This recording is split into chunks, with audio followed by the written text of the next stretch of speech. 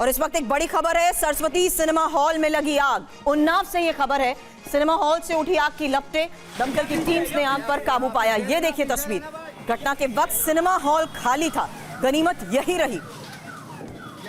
आग लगी कैसे, इसकी जांच की जाएगी, लेकिन इस बीच हालात और आग पर काबू पाना पहली प्राथमिकता, क्योंकि तस्वीरों से अंदाजा लगाया जा सकता है कि अचानक किस तरीके से पूरा हॉल आग की चपेट में। और इस बीच सरस्वती सिनेमा हॉल ये बताया जा रहा है उन्नाव का, जहां फायर ब्रिगेड की टीम बेकाबू हो चुकी इस आग पर काबू पाने की कोशिश कर रही है। दमकल की कई गाड़ियां मौके पर हैं। और इस बीच खबर यह भी आई है कि जिस वक्त ये हादसा हुआ, हालांकि आग लगी कैसे इसको लेकर जांच की जाएगी, लेकिन सरस्वती सिनेमा हॉल में लगी आग की इस भयावह तस्वीर के साथ साथ एक राहत की खबर यह है कि उस वक्त सिनेमा हॉल में कोई भी नहीं था।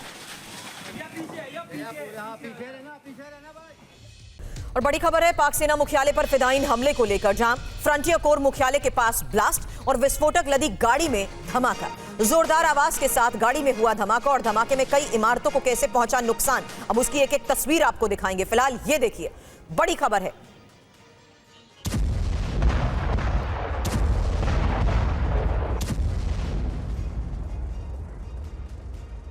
पाक सेना मुख्यालय, फिदायीन हमला, फ्रंटियर कोर मुख्यालय के पास के ब्लास्ट की यह तस्वीर है।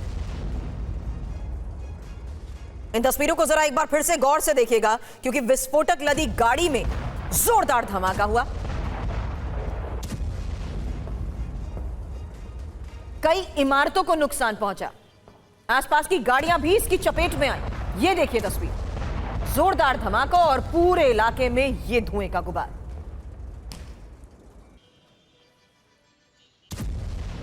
इन तस्वीरों से साफ है कि एक बार किस तरीके से फिर से अफरा तफरी का माहौल है, क्योंकि क्वेटा में ही जिस तरीके से मुख्यालय के पास, और ये पाक सेना मुख्यालय पर फिदायीन हमला बताया जा रहा है, फ्रंटियर कोर मुख्यालय के पास ये ब्लास्ट हुआ है, आत्मघाती हमला है ये।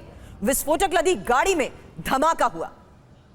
अलग अलग कैमरों से सामने आई तस्वीरों से साफ है कि किस तरीके से विस्फोटक लदी गाड़ी से इस आत्मघाती हमले को अंजाम दिया गया है। और इस बीच आपको बता दें, फिदायीन हमला यह है, हालांकि जोरदार आवाज के साथ गाड़ी में हुए धमाके की ये जो तस्वीर सामने आई है, उससे साफ नजर आ रहा है कि कैसे इलाके से सामान्य तौर पर गाड़ियां गुजर रही थी, और उसी दौरान कुछ ही सेकंड में हुआ यह जोरदार धमाका। और इस धमाके के बाद लगी आग की यह तस्वीर, काले धुएं का यह गुबार दूर दूर तक नजर आ रहा था। लेकिन इस बीच एक और बड़ी खबर है, जहां पाक सेना की जवाबी कार्रवाई में बीएलए लड़ाके ढेर, और एनकाउंटर में 5 लड़ाके मारे गए हैं। पाक सेना हेडक्वार्टर पर हमले की कोशिश नाकाम। एक और तस्वीर, पाक सेना की जवाबी कार्रवाई में बीएलए लड़ाके ढेर। एनकाउंटर को लेकर खबर यह कि 5 लड़ाके इसमें मारे गए हैं। खबर यह कि पाक सेना हेडक्वार्टर पर हमले की कोशिश थी, लेकिन नाकाम रही।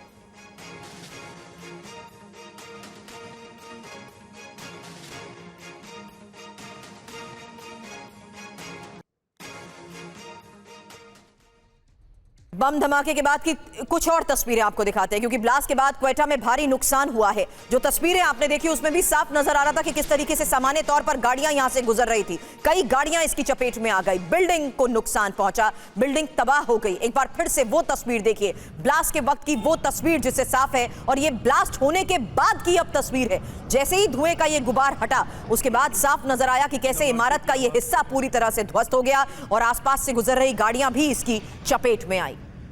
जोरदार बम धमाका फ्रंटियर कोर मुख्यालय के बिल्कुल नजदीक। हमले में सेना के 3 जवान और 8 लोगों की मौत की भी खबर है। कई गाड़ियां और बिल्डिंग कैसे तबाह हो चुकी हैं, क्षतिग्रस्त हुई। वही तस्वीर दूर से ली गई एक और तस्वीर सामने आई है, जहां काफी देर तक इसी तरीके से धुएं का गुबार उठता नजर आया।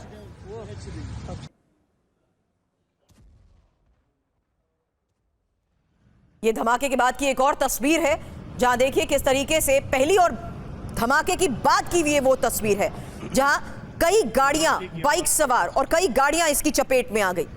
कई लोगों के घायल होने की खबर है। धमाके के बाद जाहिर सी बात है इस वक्त अफरा तफरी का माहौल है, लेकिन ये बिल्कुल ब्लास्ट के बाद में कैसे नुकसान पहुंचा, इमारत का ये पूरा हिस्सा कैसे ध्वस्त हो गया, उसकी तस्वीर।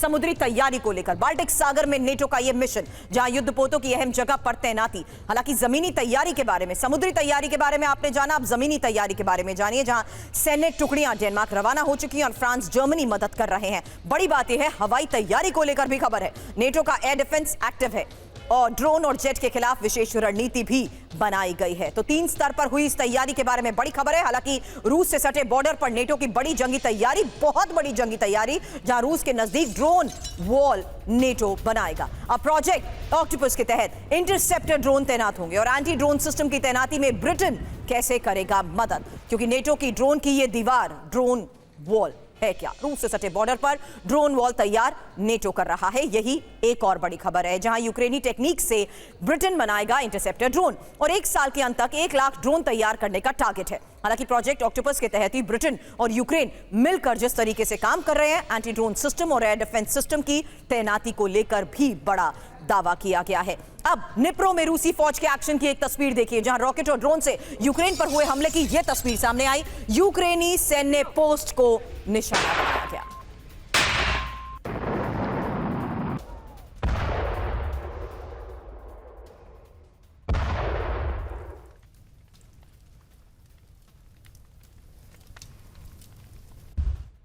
ड्रोन अटैक से सहमा रूस, जहां एम ठिकानों को बचाने की कोशिश और रिफाइनरी को लोहे के जाल से ढका। ऑयल डिपो पर लोहे का जाल लगाया गया है।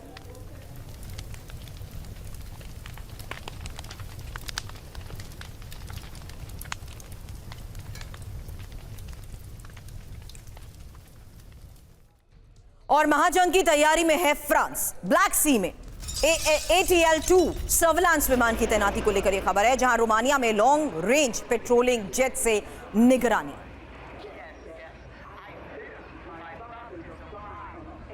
तनाव के इस हालात के बीच में महायुद्ध की बारी, ब्लैक सी में बड़ी तैयारी। खबर क्या है पहले ये जानिए, जहां ब्लैक सी में ही फ्रांस ने ATL-2 विमान तैनात किया है और नेटो की मदद के लिए ATL-2 विमान की तैनाती को लेकर खबर। रोमानिया एयर स्पेस से रूस पर फ्रांस नजर रखेगा। ATL-2 विमान खबर आपको बताई, लेकिन कितना घातक है ये जानिए। फ्रांस का एडवांस निगरानी विमान है जो समंदर की निगरानी करता है और खुफिया जानकारी भी आसमान से पनडुब्बी तक नजर रखता है। हालांकि 75 किलोमीटर दूरी तक दुश्मन पर नजर रखी जा सकती है इसके जरिए, और रडार और मिसाइल सेंसर से ये लैस है। अब यूक्रेन ने तबाह किया रूसी कामकाजी ड्रोन। एक और तस्वीर, जहां यूक्रेन ने इंटरसेप्टर ड्रोन दागा, उसकी तस्वीर और दावा क्या किया गया। बड़ी खबर है कि कैसे यूक्रेन ने रूसी कामकाजी ड्रोन को तबाह किया।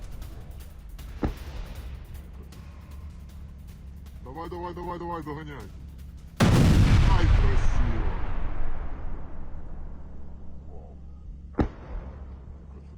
अब उस वक्त की तस्वीर जब रूसी ड्रोन ने यूक्रेनी विमान का पीछा किया, और यूक्रेनी Yak-52 विमान का पीछा किया गया है। रूसी Gen-3 ड्रोन ने पीछा किया।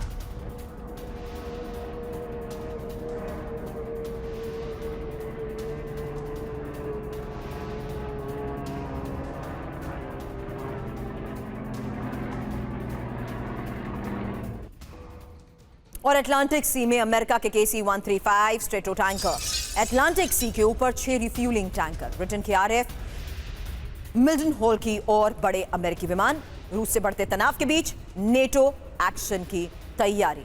अब यूरोप में अमेरिका की सैन्य तैयारी। खबर क्या है, नॉर्थ सी में मौजूद अमेरिका का सबसे एडवांस एयरक्राफ्ट कैरियर। हालांकि नॉर्वे के ऑस्लो पोर्ट की ओर बढ़ा USS गेराल्ड फोर्ड और नॉर्वे के ही ऑस्लो एयरपोर्ट पर P-8A विमानों की तैनाती। पूरे नॉर्थ सी में P-8A पोसाइडन विमानों से पेट्रोलिंग, और अटलांटिक सी के ऊपर अमेरिका के 6 KC-135 strato tanker. Operation Neptune strike में नेटो के 13 देशों के साथ ताकत दिखाई। और ब्रिटिश नेवी ने एंटी शिप मिसाइल का टेस्ट किया। एक और खबर यह कि युद्धपोत से किया गया एंटी शिप मिसाइल का टेस्ट, और मिसाइल की रेंज है करीब 150 किलोमीटर। एक बार में दुश्मन का युद्धपोत डुबाने की इसकी क्षमता। तो एंटी शिप मिसाइल का किया गया टेस्ट। मिसाइल की रेंज है करीब 150 किलोमीटर और युद्धपोत से एंटी शिप मिसाइल का टेस्ट किया ब्रिटिश नेवी ने। ईरान में नजर आया MiG-29 फाइटर जेट। तेहरान के आसमान में भरी उड़ान और रूस से MiG-29 फाइटर जेट मिलने का है अनुमान। तो लगातार ईरान की तैयारियों को लेकर भी बड़े दावे किए जा रहे हैं। फिलहाल आपको बता दें, खबर है ईरान में नजर आए MiG-29 फाइटर जेट को लेकर और रूस से MiG-29 फाइटर जेट मिलने का अनुमान। और इस बीच सामने आई वो तस्वीर जहां दावा ये कि तेहरान के आसमान में MiG-29 ने भरी उड़ान। और बड़ी खबर है, यूक्रेन रूस में दाग सकेगा अमेरिकी मिसाइल। अब यूक्रेन को अमेरिका से हरी झंडी मिल चुकी है, मॉस्को तक हमला कर सकता है यूक्रेन। अमेरिकी दूतकीत केलॉग का यह बयान है क्या? ट्रंप ने रूसी क्षेत्र में स्ट्राइक की अनुमति दी है। हालांकि पिछले हफ्ते तक खबर यही थी कि किस तरीके से अपनी लॉन्ग रेंज मिसाइल की डिमांड्स और हथियारों की डिमांड की एक फेहरिस्त जेलेंस्की ने डोनाल्ड ट्रंप से बातचीत के दौरान भी सामने रखी है। लेकिन एक्सपर्ट्स का यही मानना था कि अगर ये डिमांड पूरी होती है तो यूक्रेन और एग्रेसिवली सीधे मॉस्को को टारगेट करेगा। आज एक और बड़ी खबर यही है, जहां अब ट्रंप ने रूसी क्षेत्र में स्ट्राइक की दे दी है अनुमति। तो यूक्रेन के पास अमेरिकी मिसाइल पावर, जहां यूक्रेन की मॉस्को तक मिसाइल हमलों की प्लानिंग को लेकर खबर है। यूक्रेन को अमेरिका से इजाजत मिल सकती है। रूस के अंदरूनी इलाकों में अमेरिकी मिसाइल से हमले संभव है और अमेरिका से इजाजत मिलने के बाद यूक्रेन और भारी बढ़ सकता है। फिलहाल मौजूदा स्थिति क्या है ये भी जानिए, क्योंकि यूक्रेन अमेरिका से मिली मिसाइलों का इस्तेमाल रक्षा में कर सकता है। यूक्रेन इन मिसाइलों को रूसी इलाकों में नहीं दाग सकता। हालांकि यूक्रेन को यूएस से जो मिसाइल मिली है उसमें पैट्रियट शामिल है, ATACMS, AGM-88, NASAMS। ये वो मिसाइल्स हैं जो अभी तक यूक्रेन को अमेरिका से मिल चुकी हैं। लेकिन आज एक और बड़ी खबर यह है कि सीधे मॉस्को तक वार करने के लिए अमेरिका दे सकता है इजाजत। लेकिन अब यूक्रेन को स्वीडन से मिलेंगे ग्रिपेन लड़ाकू विमान। स्वीडन ने ग्रिपेन की सप्लाई के लिए हरी झंडी दी है और चौथी पीढ़ी का फाइटर जेट ग्रिपेन मिलने से ही यूक्रेन की ताकत भी कई गुना बढ़ेगी।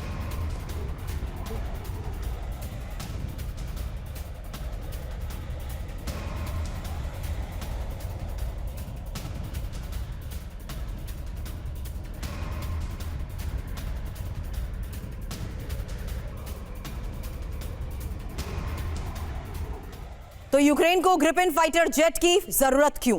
क्योंकि रूस के Su-34 के जवाब में ग्रिपेन जेट की जरूरत है और मुश्किल ऑपरेशन में ग्रिपेन मददगार भी हो सकते हैं। हालांकि ग्रिपेन से रूसी खेमों पर टारगेट अटैक भी किए जा सकते हैं। दुश्मन पर निगरानी के लिए ग्रिपेन का इस्तेमाल होगा और ग्राउंड फोर्स को ग्रिपेन से मदद मिल सकती है। एक और बड़ी बात, ग्रिपेन फाइटर जेट की खासियत जानिए, जहां इसकी स्पीड है 2460 किलोमीटर प्रति घंटा और 15000 किलोमीटर इसकी है कॉम्बैट रेंज। 7200 किलो के हथियार ले जा सकता है और ऊंचाई में जाने की क्षमता है 52000 फीट। हालांकि खास बात यही है कि सिर्फ आधा किलोमीटर के रनवे से ही ये टेक ऑफ कर सकता है और बजट फाइटर जेट इसे कहा जाता है। यूक्रेन युद्ध विस्तार की तैयारी में है पुतिन। एक और बड़ी खबर है, नेटो से टेंशन के बीच पुतिन की नई तैयारी, जहां पुतिन ने सैन्य भर्ती के आदेश दे दिए हैं और 18 से 30 साल के युवाओं की भर्ती।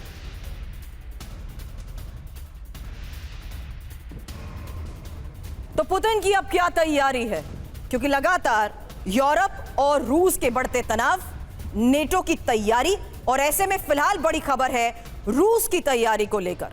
हालांकि यूक्रेन युद्ध विस्तार की तैयारी में है क्या पुतिन? ये एक और सबसे बड़ा सवाल जो खबर सामने आई है, पहले उसके बारे में जानिए। जहां रूस की रणनीति क्या है? पुतिन ने सैन्य विस्तार प्लान पर मोहर लगा दी है। रूस की सेना में 1,35,000 सैनिकों की भर्ती को लेकर खबर। 1 अक्टूबर से 31 अक्टूबर तक भर्ती अभियान चलेगा, जहां 18 साल से 30 साल के युवाओं की भर्ती की प्लानिंग है। बड़ी बात यह है कि अपनी अर्थव्यवस्था को लगातार मजबूत कर रहा है रूस और बड़े स्तर पर हथियारों का उत्पादन भी शुरू किया जा चुका है। लेकिन बड़ा सवाल कि क्या पुतिन ने नेटो से युद्ध की तैयारी शुरू कर दी है और क्या यूरोप पर हमला करने वाला है रूस? अब रूस यूक्रेन जंग से एक और बहुत बड़ी खबर है, यूक्रेन इजरायली पैट्रियट का इस्तेमाल कर रहा है और इजरायली पैट्रियट पर जेलेंस्की का दावा किया। कीव ने पहली बार इजरायली हथियार की तैनाती की बात स्वीकार की।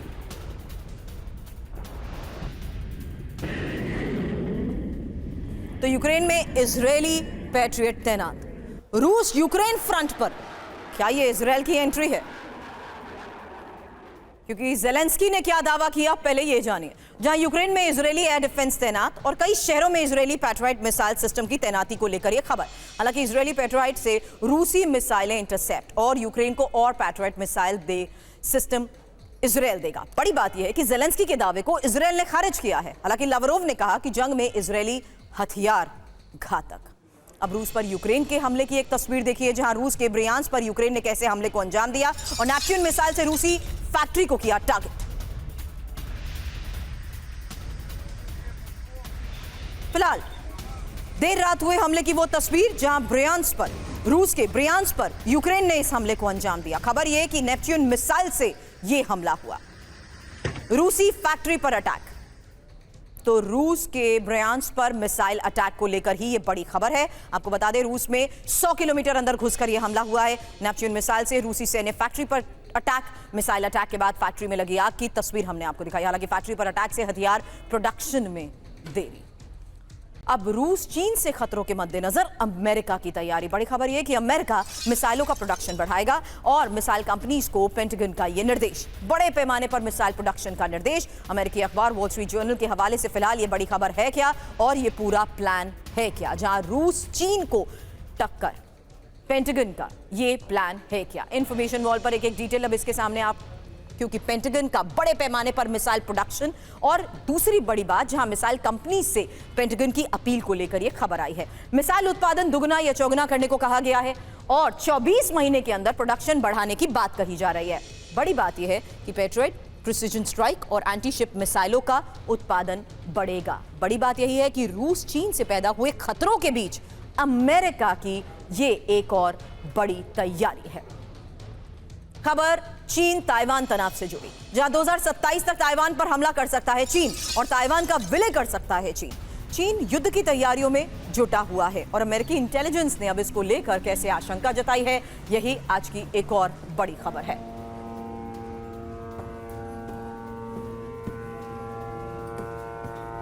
तो 2027 जब चीन ताइवान युद्ध को लेकर हालात, लेकिन अब अमेरिका ने अंदेशा क्या जताया है कि ताइवान पर हमला करेगा चीन। अमेरिका का यह अंदेशा है क्या और चीन की तैयारी क्या है, किस तरीके से ये संकेत मिल रहे हैं, इसी की एक एक तस्वीर जरा गौर से देखिए, क्योंकि अब जिस तरीके की तस्वीरें सामने आई हैं उससे साफ है कि 2027 तक ताइवान पर हमले के तहत ही ये तैयारी की जा रही है। फिलहाल अमेरिका का अंदेशा क्या है, क्योंकि ताइवान पर हमले की चीन की तैयारी के बारे में कई बड़े दावे किए जा चुके हैं। फिलहाल 2027 तक ताइवान पर हमला, तिब्बत की तरह ताइवान पर कब्जे की बात कही जा रही है, क्योंकि चीन की जो तैयारियां हैं उसको लेकर खबर जानिए। चीनी नेवी ने ताइवान के खिलाफ अलग अलग टुकड़ियां तैनात की हैं और ताइवान के एक एक इलाके की मैपिंग चीन कर चुका है। पीएलए का ताइवान के चारों ओर बड़े पैमाने पर युद्धाभ्यास और चीनी नेवी के युद्धपोत पनडुब्बियों के ताइवान के पास गश्त को लेकर ही तस्वीरें सामने आई हैं और यही एक और बड़ी खबर। गाजा फ्रंट से आ रही वो बड़ी खबर, जब गाजा पर अब डोनाल्ड ट्रंप के 20 सूत्रीय शांति समझौते को लेकर यह खबर है। गाजा में युद्ध रोकने के लिए ट्रंप का पीस प्लान, हमास को 72 घंटे में रिहा करने होंगे सभी बंधक। एक बंधक के बदले 15 फिलिस्तीनियों को इजराइल रिहा करेगा। ट्रंप ने शांति योजना पर नेतन्याहू से चर्चा की है। तो नेतन्याहू ने ट्रंप की शांति योजना का किया समर्थन, सभी बंधकों को इजराइल लाया जाएगा। नेतन्याहू ने कहा हमास की सैन्य क्षमताओं को नष्ट किया जाएगा।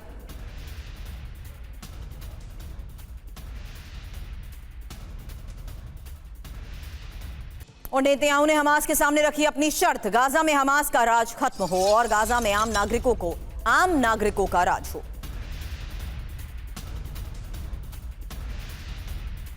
हालांकि गाजा में शांति प्लान के लिए ट्रंप ने क्या प्लान बनाया है, अहम प्लान जो अभी फिलहाल 20 सूत्रीय बात और खबर सामने आई है, उसी के आधार पर एक एक इंफॉर्मेशन आपके सामने रख रहे हैं, जहां गाजा आतंक मुक्त होगा और दोनों की सहमति पर जंग तुरंत खत्म होगी। हालांकि हमास 72 घंटे के अंदर सभी बंधकों की रिहाई करे और इजराइल में कैद गाजा के लोगों की भी रिहाई होगी। हथियार छोड़ने वाले हमास लड़ाकों को माफ किया जाएगा। गाजा का नियंत्रण गैर राजनीतिक फिलिस्तीनी समिति के पास और गाजा में हमास की कोई भूमिका नहीं होगी। हालांकि यूएस और अरब देश मिलकर अंतर्राष्ट्रीय सेना की तैनाती भी करेंगे और इजराइल गाजा पर कब्जा नहीं करेगा। तो गाजा में शांति की योजना को लेकर फिलहाल जिस तरीके की प्लान की बात आ रही है, ट्रंप ने बदला गाजा का नक्शा। एक और बड़ी खबर है, ट्रंप ने जारी किया है गाजा प्लान का मैप और इजराइल बॉर्डर के पास ये बफर जोन बनाया जाएगा। बंधकों की रिहाई के लिए ट्रंप का ये प्लान आखिर है क्या, यही एक एक इंफॉर्मेशन हमने आपको दी। लेकिन अब इंफॉर्मेशन वॉल पर डिटेल आपके सामने, क्योंकि ट्रंप ने गाजा का जो मैप जारी किया है उसको हम ग्राफिकली आपके सामने दिखा रहे हैं, जहां देखिए किस तरीके से गाजा सिटी को और ये खान यूनिस से पूरे इलाके की तरफ जाती हुई नीली लाइन जो आपको नजर आ रही है, ये आईडीएफ का लाइन ऑफ कंट्रोल है। हालांकि बड़ी बात यह है कि अब ट्रंप ने जिस तरीके से गाजा का ये मैप बदला है उसमें नीली लाइन के साथ साथ आपको दो और लाइनें नजर आ रही हैं, वो है पीली लाइन और साथ ही ये रेड लाइन। अब इनका मतलब क्या है, क्योंकि नीली लाइन की जहां तक बात करें तो आईडीएफ का ये लाइन ऑफ कंट्रोल है, यहां तक इजरायली सेना का नियंत्रण है। अब पीली लाइन की अगर बात करें तो ये विड्रॉल लाइन बताई जा रही है। हालांकि बंधकों को छोड़ने के लिए ही ये लाइन बहुत महत्वपूर्ण है और बंधकों के साथ आईडीएफ पीली लाइन तक आएगी। यानी किस तरीके से पूरे इलाके को देखते हुए ये जो लाइंस बनाई गई है उसमें तीसरी लाइन है लाल और दूसरी ये विड्रॉल लाइन बताई जा रही है। हालांकि इसमें एक और सबसे बड़ी बात कि जिस तरीके से आईडीएफ यहां आकर रुक जाएगी, यानी इस रेड लाइन तक आकर रुक जाएगी, तीसरी विड्रॉल लाइन और जो ये पूरा का पूरा बफर जोन है, सिक्योरिटी बफर जोन को लेकर ही इस मैप में ये बात रिफ्लेक्ट की गई है कि बंधकों की रिहाई का ट्रंप का आखिर ये पूरा फॉर्मूला है क्या, क्योंकि आईडीएफ की करंट लाइन ऑफ कंट्रोल है नीली, जबकि इनिशियल विड्रॉल और होस्टेज को रिलीज करने के लिए जो लाइन है वो है येलो और दूसरी विड्रॉल लाइन है जहां पर किस तरीके से हर लेवल पर बंधकों की रिहाई के तहत ये पूरा मैप और ट्रंप का नया फॉर्मूला, जिसको लेकर बड़ी खबर। लेकिन अब अमेरिका से नेतन्याहू ने हमास को धमकी दी है और कहा है कि डील को खारिज किया तो अंजाम बुरा होगा, अपने दम पर हमास का सफाया करेंगे, ये बात नेतन्याहू ने कही है। तो अमेरिका से नेतन्याहू ने फिलहाल एक बार फिर से ये साफ कह दिया है कि अपने दम पर हमास का सफाया करेंगे और गाजा में सभी लक्ष्य हासिल करेंगे। लेकिन हमास पर ही डोनाल्ड ट्रंप का बयान, जहां ट्रंप ने नेतन्याहू को गाजा में खुली छूट देने के संकेत दे दिए और हमास ने डील खारिज की तो जिम्मेदारी उसकी। डील खारिज हुई तो नेतन्याहू को मेरा पूरा समर्थन। लेकिन बड़ा सवाल यह कि गाजा में इजरायली विध्वंस थमेगा या नहीं, क्योंकि डोनाल्ड ट्रंप की गाजा नीति पर नेतन्याहू का रुख साफ हो चुका है। जहां हमास ने डील नहीं मानी तो उसका खात्मा तय है और नेतन्याहू का मकसद है गाजा पर कब्जा बरकरार रखना। हालांकि इजरायल गाजा से हटा तो हमास मजबूत हो सकता है। इजरायल को डर गाजा में हमास की मौजूदगी घातक। बड़ी बात यह है कि हमास ने रॉयटर्स को बताया उनके पास शांति समझौते का प्रस्ताव नहीं पहुंचा है। अब ट्रंप की 20 सूत्री गाजा योजना का अरब देशों ने भी स्वागत किया है, जहां 8 अरब और मुस्लिम बहुल देशों ने स्वागत किया। ट्रंप की योजना को साकार करने का संकल्प लिया गया है। अरब मुस्लिम बहुल देशों के विदेश मंत्रियों ने संयुक्त बयान जारी किया है। अमेरिकी राष्ट्रपति की पहल का स्वागत। तो ट्रंप का गाजा प्लान, नेतन्याहू के साथ मुस्लिम बहुल देश, जहां ट्रंप के गाजा प्लान पर 8 देशों की मुहर और 8 अरब और मुस्लिम बहुल देशों ने स्वागत भी किया। इन 8 देशों में इजरायल का विरोध करने वाले देश भी शामिल हैं। ट्रंप की योजना को आगे ले जाने का संकल्प। हालांकि किन देशों ने स्वागत किया? सऊदी अरब, जॉर्डन, संयुक्त अरब अमीरात, तुर्की, कतर और मिस्र, इसके साथ ही इंडोनेशिया और पाकिस्तान। अरब देशों के लिए गाजा इतना अहम क्यों है, जल्द ये भी जान लीजिए, क्योंकि गाजा अरब देशों की जनता की भावना से जुड़ा है और कतर, तुर्की, फिलिस्तीन की मदद करते आए हैं। अब्राहम समझौते से यूएई, सऊदी से इजरायल के रिश्ते सामान्य। बड़ी बात यह कि ट्रंप की गाजा प्लानिंग बिना अरब देशों की मदद के कारगर भी नहीं।